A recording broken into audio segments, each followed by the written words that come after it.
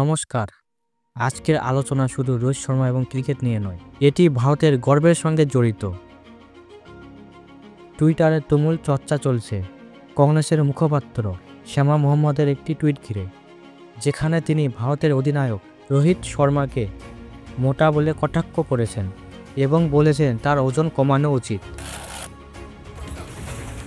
রোহিত শর্মাকে অপমান কংগ্রেসের মুখপাত্র তিনি অপমান করেছেন ভারতের অধিনায়কের বডি শেমিং করেছেন শ্যামা মোহাম্মদ।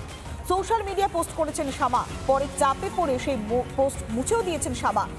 যদিও পোস্ট মুছলেও নিজের বক্তব্যে অনড় ছিলেন শ্যামা। লাগাতার প্রশ্ন যখন রিপাবলিক বাংলা তাকে করেছে, তখন তাকে বারবার বলতে শোনা গিয়েছে যে তার যে মন্তব্য, সেই মন্তব্যের জন্য এটি কি শুধু শরীরের ওজন নিয়ে আলোচনা, না এর পিছনে অন্য কোনো উদ্দেশ্য আছে? কিন্তু এখানেই শেষ নয়।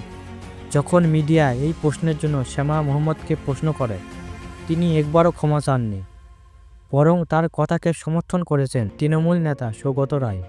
তিনি আরও এক ধাপ এগিয়ে বলেছেন, রোহিত শর্মাকে শুধু অধিনায়ক থেকে নয়, জাতীয় দল থেকে সরানো উচিত।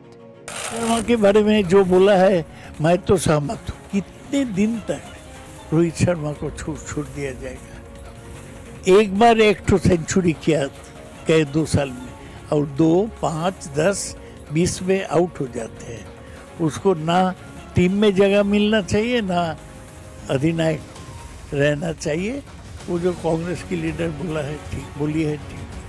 केवल ये लोग एडवर्टाइजमेंट में मॉडल बनते हैं, कोई खेल में मॉडल। এই ধরনের মন্তব্য কতটা ন্যায্য? ভারতীয় ক্রিকেটে অন্যতম সেরা অধিনায়ক এবং ব্যাটসম্যানকে শুধু তার শরীরের গঠন নিয়ে অপমান করা উচিত?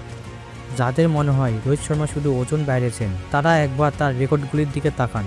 ওয়ানডে ইতিহাসে তার ব্যক্তিগত স্কোর 264।